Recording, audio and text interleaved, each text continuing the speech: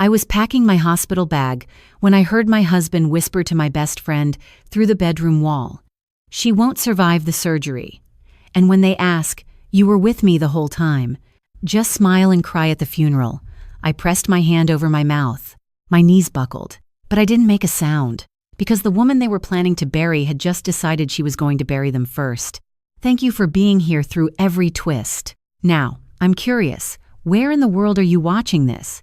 Comment your city or country below. It means everything to know this story connected with you. A reminder, while fictionalized for storytelling, the lessons on betrayal and resilience matter. Any resemblance to actual people is coincidental. The alarm went off at 5:15 a.m., like it always did.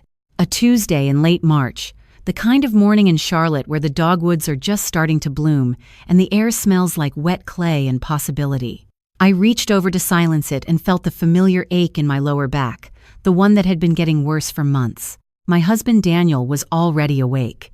I could hear him downstairs in the kitchen, the espresso machine hissing, his slippers shuffling across the hardwood floors he'd picked out when we renovated last spring. I sat on the edge of the bed and pressed my palm against my abdomen, just below my ribs on the right side. The lump was still there, small, firm, the size of a walnut. I'd found it 6 weeks ago in the shower and told no one. Not Daniel, not my mother, not my best friend Jocelyn, who I'd known since 7th grade at South Mecklenburg Middle School. Not Dr. Avery Chen, my primary care physician, though I'd been meaning to call her office every single day since I first felt it. I'd spent 6 weeks pretending it didn't exist because if I didn't name it, it couldn't be real. I was 31 years old. I ran the creative department at Bellamy & Shaw, the second largest advertising agency in the Carolinas. I had a house in Dilworth with original crown molding and a screened-in porch. I had a husband who made me coffee every morning. I had a life I'd built from nothing, and I was not ready for any of it to end. But the lump wasn't going away. And 2 days ago, after passing out in the bathroom at work, I'd finally gone to see Dr. Chen. She'd done blood work, imaging, the whole battery. Yesterday afternoon, she'd called me into her office, closed the door, and told me I had a tumor on my right kidney. Renal cell carcinoma, stage 2. Operable, but the surgery was complex. A partial nephrectomy, removing the tumor while preserving as much healthy kidney tissue as possible. Without surgery, the cancer would spread. With surgery, my survival rate was above 90%. "I need to operate within the next 3 weeks," Dr. Chen had said. "We can't wait longer than that without risking progression." She'd handed me a referral to Dr. Marcus Webb, a urological oncologist at Atrium Health. "The best in Charlotte," she said. I'd driven home in silence, the referral folded in my purse like a secret I wasn't ready to share. And I hadn't shared it. Not yet. I told myself I'd tell Daniel tonight, over dinner, when I'd had time to process, to rehearse the words so they came out calm and controlled instead of terrified. But that morning, walking down the stairs toward the smell of espresso and the sound of my husband's voice, everything changed. Daniel was on the phone. I could hear him from the landing, his voice low and careful, the tone he used when he didn't want to be overheard. I paused on the third step from the bottom, my hand on the banister. "She's scheduled for a partial nephrectomy in 3 weeks," he said. "Dr. Webb at Atrium Health. She told me about it last night." I frowned. I hadn't told him last night. I hadn't told anyone. How did he know? "I know, babe." Daniel's voice softened, intimate. 3 weeks. That's our window. If she doesn't make it off the table, the policy pays out. 1.8 million. Plus the house, the investment accounts, everything in the trust her grandmother set up. My vision tunneled. The stairs seemed to tilt beneath me. "Her blood type is AB negative," he continued. "Rarest in the country. If something goes wrong during surgery, if there's a complication, the hospital might not have enough units on hand. And complications happen, Joss. Especially when someone's already weakened." Jocelyn. He was talking to Jocelyn. I gripped the banister so hard my knuckles went white. "We just need to make sure the anesthesiologist doesn't flag anything unusual," Daniel said. "My cousin Marcus can handle that. He's done locum work at Atrium before. 1 shift in the right department, 1 adjusted dosage, and it looks like her heart gave out under anesthesia. Tragic, unexpected, no one's fault." A pause. Then his voice dropped even lower. "After the mourning period, we'll have the money, the house, everything. And you won't have to pretend anymore. Neither will I. I love you, Joss. I've loved you since college. Marrying her was always the plan to get here. I don't know how long I stood on those stairs. 30 seconds, maybe a minute, long enough for my body to go cold, then hot, then cold again. Long enough for the lump beneath my ribs to pulse like a second heartbeat, reminding me that I was already fighting for my life. And now the people closest to me were betting against me. I turned around and walked back upstairs without making a sound. I locked the bathroom door, sat on the edge of the tub, and pressed my fist against my mouth until the urge to scream passed. Then I opened my phone and started planning. I need to tell you about Jocelyn, because understanding how she got here is the only way any of this makes sense. We met in 2006, the first day of 7th grade. I was the new kid, just moved from a trailer park in Gastonia after my mother got a job cleaning rooms at the Hilton on Tyvola Road. I owned 3 outfits, 2 of which were secondhand. I didn't know anyone, and I smelled like the fabric softener sheets my mom stuffed in our dryer because we couldn't afford the liquid kind. Jocelyn Harper sat next to me in Mrs. Patterson's English class. She had perfect box braids, a brand new backpack, and the kind of easy confidence that comes from never having to worry about whether the lights would be on when you got home. Her father was a dentist. Her mother was a paralegal. They lived in a 4-bedroom colonial in Myers Park with a pool. She turned to me that first morning and said, "I like your shoes." They were Payless knockoffs of Converses, and we both knew it, but she said it like she meant it, and that was enough. We became inseparable. Through high school, through college at UNC Charlotte where we roomed together for 4 years, through our 20s, when I was clawing my way up in advertising, and she was bouncing between marketing jobs she called beneath her. Jocelyn was brilliant but unfocused. She'd start projects with fire and abandon them within weeks. She'd get hired at firms that loved her energy and let her go 6 months later when the energy didn't translate into results. I tried to help. I got her an interview at Bellamy & Shaw when I was promoted to creative director at 28. She bombed it. Not because she wasn't talented, but because she showed up 20 minutes late, hadn't researched the agency, and spent half the interview talking about a podcast she wanted to start. "You don't understand," she told me afterward over drinks at Merchant and Trade, the rooftop bar where we celebrated every milestone and mourned every failure. "You've always been able to focus. You've always known what you wanted. I don't have that gene." I'd squeezed her hand and told her she'd find her thing. But what I didn't say, what I'd never say, was that focus wasn't a gene. It was a choice. It was getting up at 5:15 every morning because no one was going to hand you anything. It was working weekends because the girl from the trailer park in Gastonia had to be twice as good to get half the credit. Jocelyn didn't need to be twice as good. She'd never needed to be. And somewhere in the gap between what she had and what she thought she deserved, resentment took root. I didn't see it at first. Or maybe I did and chose not to. Daniel entered the picture in 2021. I met him at a charity gala for the Charlotte Arts Fund, one of those black tie events where everyone's performing generosity for tax purposes. He was working as a financial consultant for a mid-tier firm in Uptown. Handsome, attentive, the kind of man who remembered your drink order after one conversation and asked follow-up questions about things you'd mentioned weeks before. Our first date was at Stagioni, the Italian place on East Boulevard. He ordered the wine without checking the price, held the door, and told me I was the most driven woman he'd ever met. "You built your career from nothing," he said, leaning across the table. "That kind of strength is rare. Most people inherit their success. You earned yours." I should have heard the flattery for what it was. A tool, a key designed to fit the exact lock of my insecurity. But I was 29, exhausted from years of proving myself, and starving for someone who saw me as more than a resume. We dated for a year. He proposed on the observation deck at the Duke Mansion during a private dinner he'd arranged through a catering company he couldn't actually afford. I found that out later, after the wedding, when the credit card statement came through and I realized he'd put the entire evening on a card with a $12,000 balance he was paying minimum on. But by then we were married. A small ceremony at the Daniel Stowe Botanical Garden. My mother in the front row crying.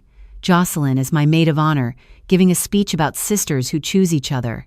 My mother pulled me aside before the ceremony. She was 53, still cleaning hotel rooms. still wearing the same gold cross she'd worn since I was born. She looked at me with eyes that had seen too much and said, "That man watches you like he's reading a menu.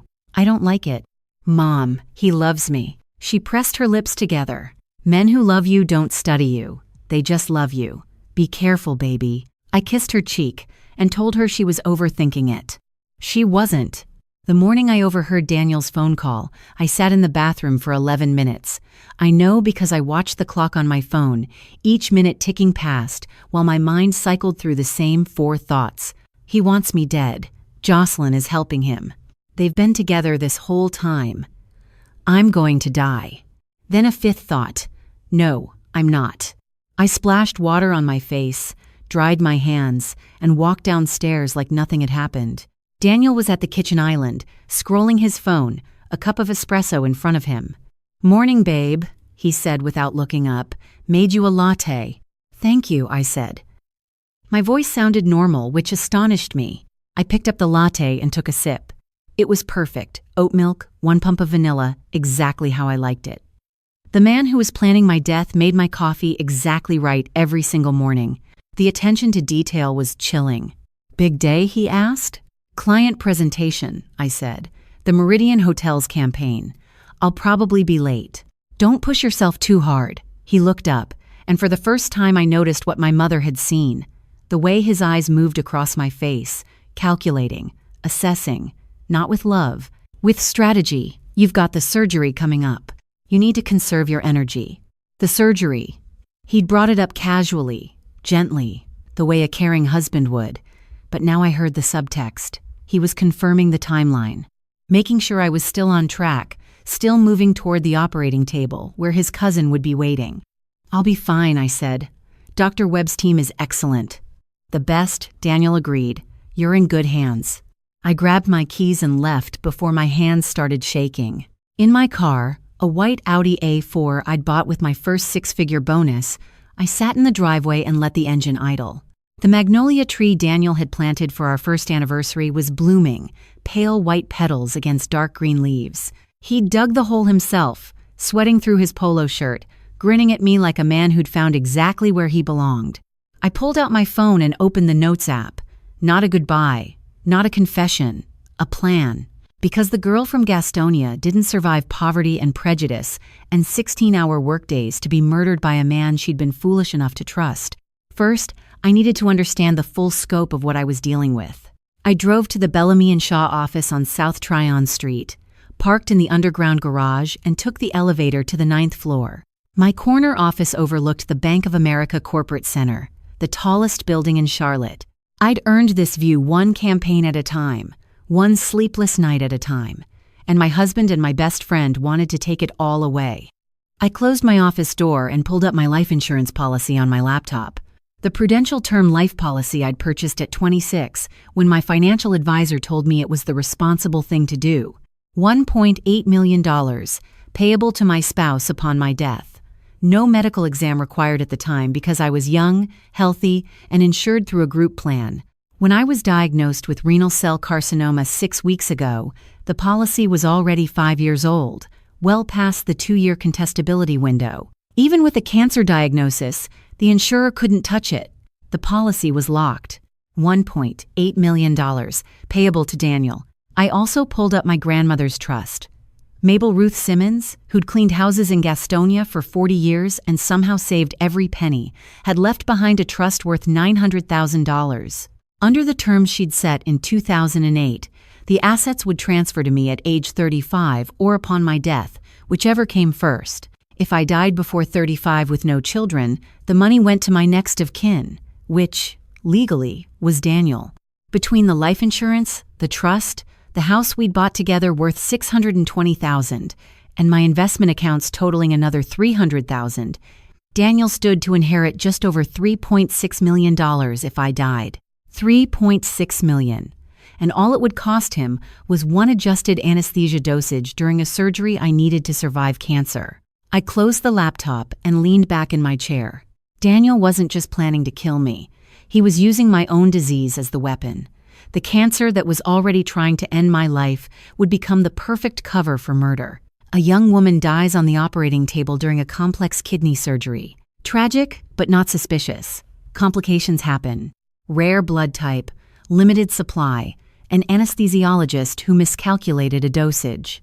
A series of unfortunate events that no one would question because death during surgery is a known risk that every patient signs a consent form accepting.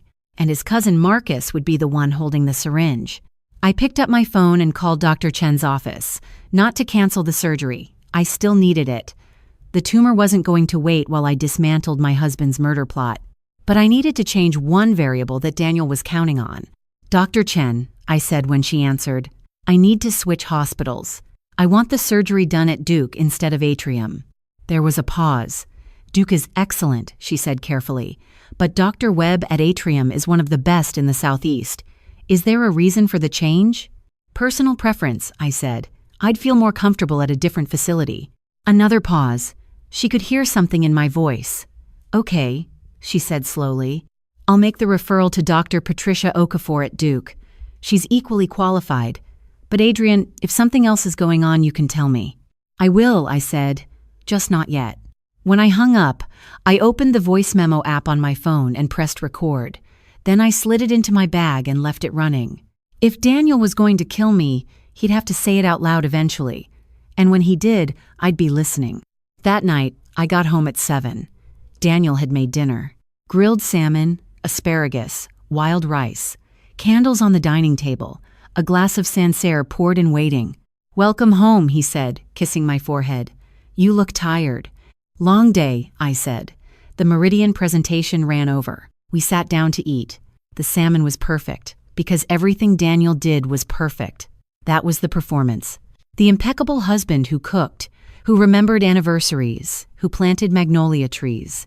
I've been thinking about the surgery, he said, refilling my wine glass.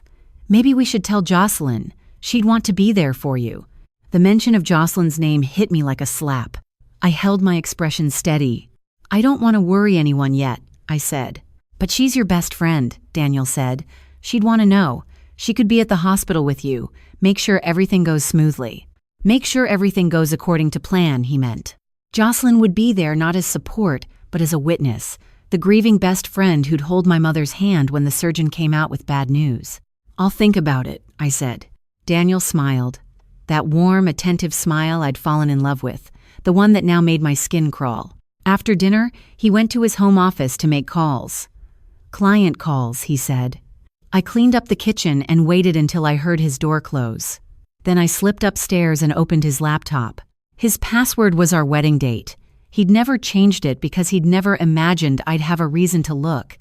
I navigated to his email, then his deleted folder, then his recently deleted folder. The emails between Daniel and Jocelyn went back 18 months, before my diagnosis, before the surgery was even a possibility. The earliest one was dated September 2024. From Daniel to Jocelyn. Subject line, us. I can't keep pretending anymore. Meeting you at Adrian's birthday party changed everything. You're the one I should have married. Jocelyn's reply, sent 4 minutes later. I've felt this way since college, but she's my best friend. I can't do this to her. Daniel. You're not doing anything to her. We're just being honest with each other, for once. I scrolled through months of emails, watching the affair unfold in real time. Coffee dates at Amelie's in Noda. Weekends at a hotel in Asheville when Daniel told me he was at a financial planning conference. A shared Google Doc titled Timeline that I opened with shaking hands. The document was a spreadsheet, 2 columns, Phase 1 and Phase 2.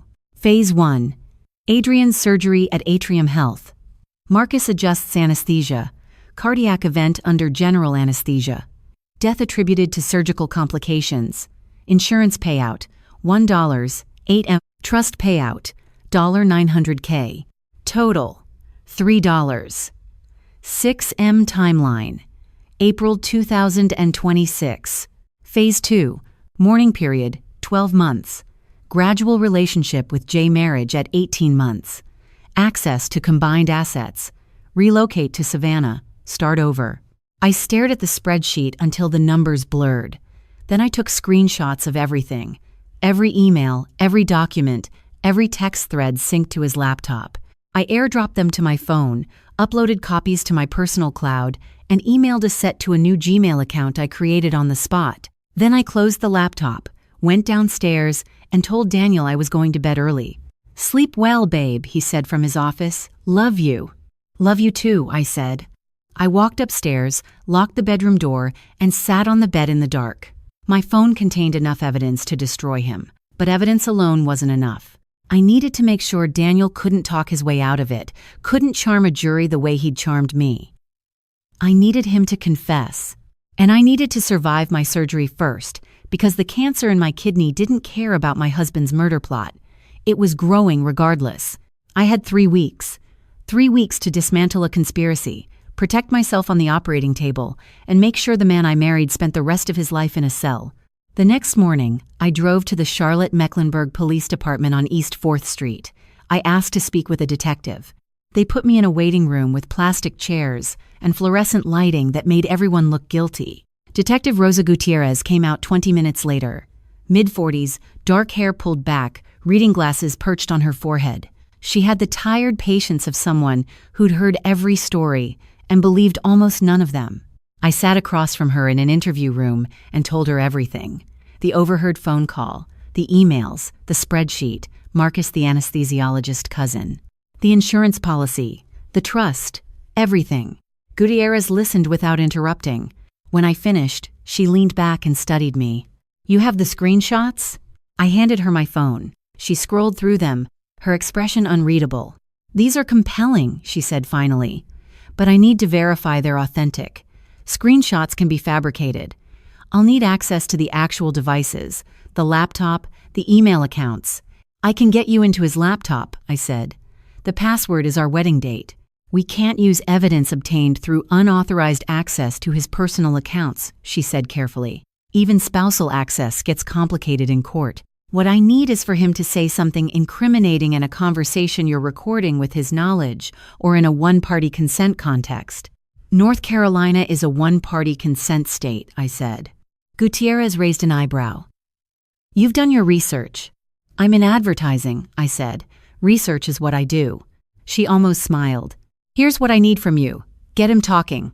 On the phone, in person, doesn't matter. But I need him confirming the plan in his own words. The surgery, the anesthesia, the payout. If you can get me that, I can get a warrant for his devices and bring in Marcus for questioning. And if I can't, then we have screenshots that a good defense attorney will call doctored, and your word against his." I left the precinct with Detective Gutierrez's card in my pocket and a recording app downloaded to my phone. That evening, I called Jocelyn.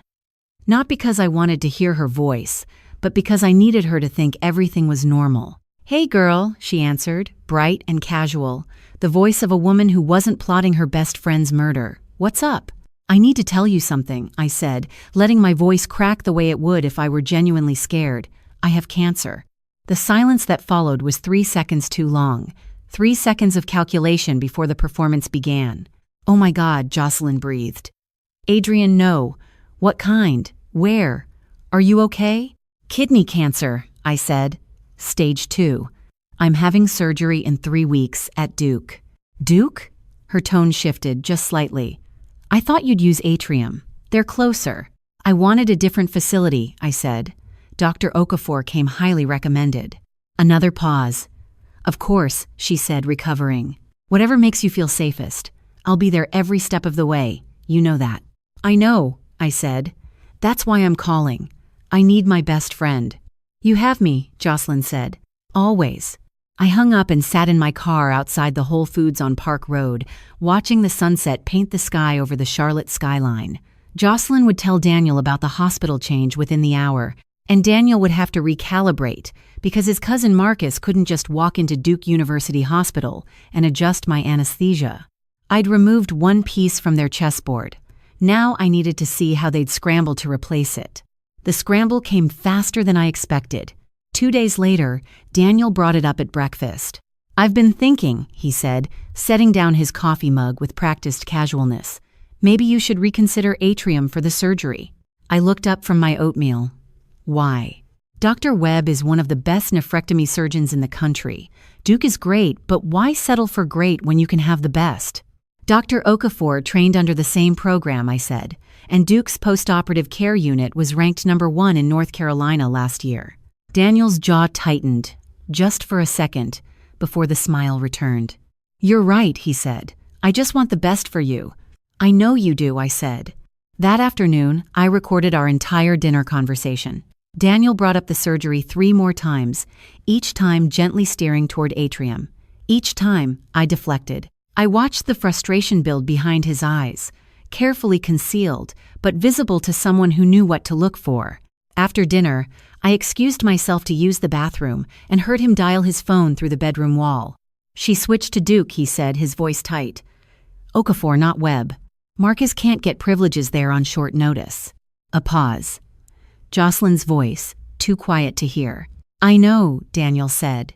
We need another approach. What if we can't control the operating room? What about before or after? My blood went cold. She's on blood thinners for the pre-op protocol, Daniel continued. If the dosage was wrong, if she was taking more than prescribed, she could hemorrhage during surgery, and no one would think twice. He was adapting. The original plan had failed, and within 48 hours, he designed a new one. Not anesthesia now, but blood thinners. A hemorrhage on the operating table, caused by a medication error that would look like my own mistake. I pressed my phone against the wall, the voice memo recording, and held my breath. Marcus says he can get pharmaceutical-grade warfarin, Daniel said. Same compound, higher concentration. We swap her prescription bottles. She takes what she thinks is her normal dose, but it's 3 times stronger.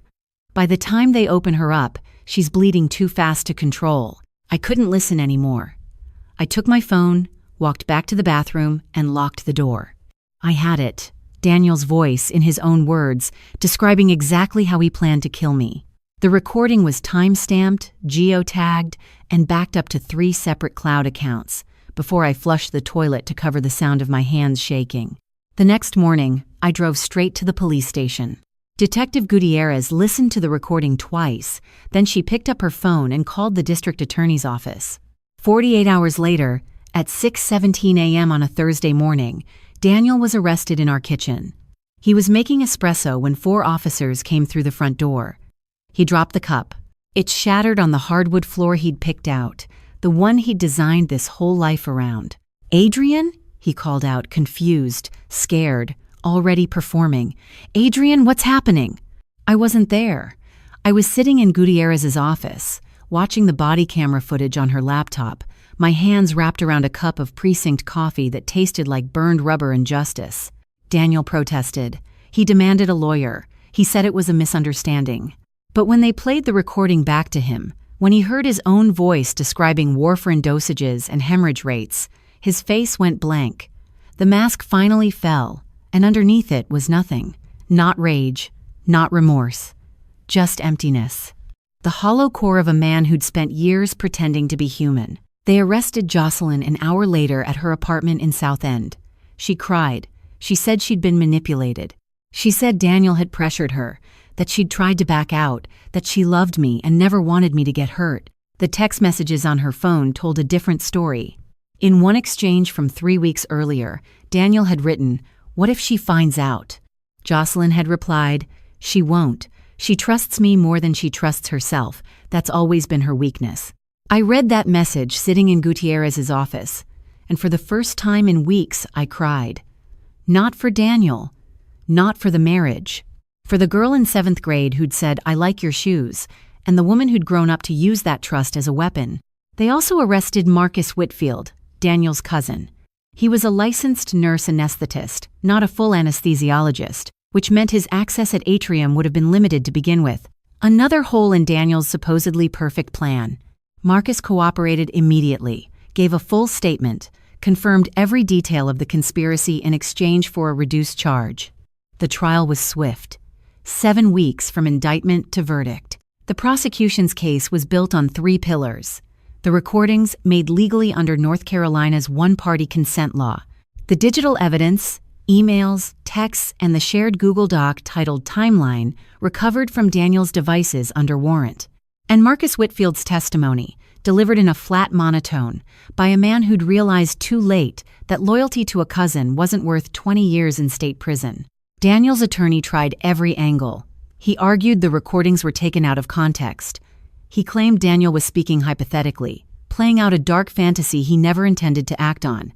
He suggested I'd fabricated the emails, planted the Google Doc, manipulated my own best friend into a false confession, but the evidence was too clean, too consistent, too damning. The jury deliberated for 4 hours. Guilty on all counts. Conspiracy to commit murder, attempted murder, insurance fraud. Guilty, guilty, guilty. Daniel stood motionless as the verdict was read. He didn't look at me.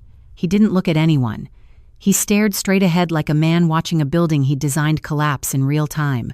Jocelyn pleaded guilty to conspiracy charges. She got 8 years. At her sentencing, she turned to me and said, "I'm sorry, Adrian, I lost myself." I didn't respond. There was nothing left to say to the woman who'd held my hand at my wedding and then plotted my death with the man standing beside me. Daniel got 22 years without parole.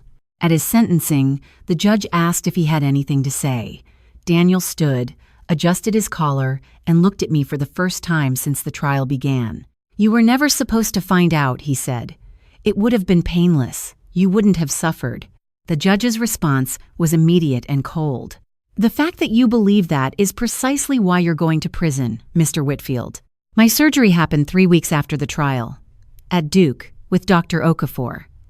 My mother flew in from Gastonia and sat in the waiting room for 6 hours, clutching her gold cross and a King James Bible. The surgery was successful. Dr. Okafor removed the tumor with clean margins. No complications, no hemorrhage. My rare blood type, AB negative, was fully stocked in the blood bank because I donated 3 units in the weeks leading up to the procedure. Another precaution I'd taken after overhearing Daniel's comments about limited supply. I woke up in recovery with my mother holding my hand. She was crying, which she almost never did. "You made it, baby," she whispered. "I told you that man was reading a menu." I laughed, and it hurt, and I didn't care. The months after surgery were the hardest. Not physically. Physically, I healed fast. Dr. Okafor said my kidney function was excellent and the prognosis was strong. But the emotional recovery was something else entirely. I moved out of the Dilworth house, sold it for $640,000 to a young couple who loved the crown molding and the screened-in porch and the magnolia tree Daniel had planted. I didn't tell them the story. Some ghosts don't belong to the next owner. I rented an apartment in Noda, a 1-bedroom above a coffee shop called Undercurrent. I could hear the espresso machine through the floor every morning, and for the first few weeks, the sound made me flinch. Then it didn't. I went back to work at Bellamy and Shaw. My team had kept the Meridian Hotels campaign alive in my absence, and it went on to win a Clio Award. I accepted it at the ceremony in New York, standing on a stage in a black dress, trying not to think about the last time I dressed up for an event, and Daniel had told me I looked stunning. I started therapy. Dr. Keisha Monroe, a psychologist in South Park whose office smelled like lavender and who had the uncanny ability to sit in silence until I broke. "You're allowed to grieve the marriage," she told me. "Even though he tried to kill you, grief doesn't require the thing you lost to be good. It just requires it to be gone." I thought about that for weeks. I went on exactly one date, 6 months after the trial, with a graphic designer named Jordan, who was kind and funny and absolutely terrified of me when I accidentally mentioned during appetizers that my ex-husband was in prison for trying to kill me. I laughed about it later. Jordan did not. My mother calls every Sunday at 7 p.m. She asks about my health, my work, whether I'm eating enough greens.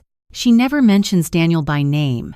She calls him that man, the same way she calls cockroaches, those things, something to be endured and then removed. Jocelyn wrote me a letter from the correctional facility in Raleigh. 3 pages, handwritten. She talked about accountability workshops, about recognizing patterns of manipulation, about the difference between remorse and regret. I read it twice and put it in a drawer. Maybe someday I'll write back. Maybe not. Forgiveness isn't a deadline. It's a direction you walk toward at your own pace, or don't. Detective Gutierrez sends me a text every few months, just checking in. She doesn't need to, but she does, and it matters more than she knows. Dr. Okafor sees me every 6 months for follow-up scans. "Your kidney looks great," she said at my last appointment, smiling. You're healthy, Adrian, really healthy. I am. For the first time in years, I believe it. Last week, I drove past the Dilworth house. The magnolia tree was in full bloom, white petals bright against the spring sky. The new owners had added a swing on the porch and a garden bed along the front walk. I didn't stop. I didn't need to, because the woman who was supposed to die on an operating table is sitting in a corner office on South Tryon Street, running campaigns for clients who trust her judgment, eating lunch at her desk, checking her scars in the bathroom mirror, and thinking about how far she's come from a trailer park in Gastonia. My name is Adrian Simmons. I'm 31 years old. I survived cancer. I survived my husband. I survived the woman I called my best friend. I take my medication. I go to therapy. I call my mother every Sunday. I check my locks once before bed, down from 4 times. Some mornings the espresso machine downstairs makes me flinch, and some mornings it doesn't. Daniel sits in a cell in Raleigh, serving 22 years. Jocelyn is 3 years into 8. Marcus got 5 and cooperated his way into minimum security. And I'm here. Alive. Rebuilding. Choosing every day to trust the world again, even though the last time I trusted it, it tried to kill me. That's not weakness. That's the strongest thing I've ever done. Because survival isn't about what happened to you. It's about what you do after. And what I do every single morning is get up, make my own coffee, and keep going. The girl from Gastonia doesn't quit. She never has. She never will. If this story moved you, please comment, share, and subscribe. Your support helps us create more content that matters. Thank you for staying until the end. Trust your instincts. They might save your life.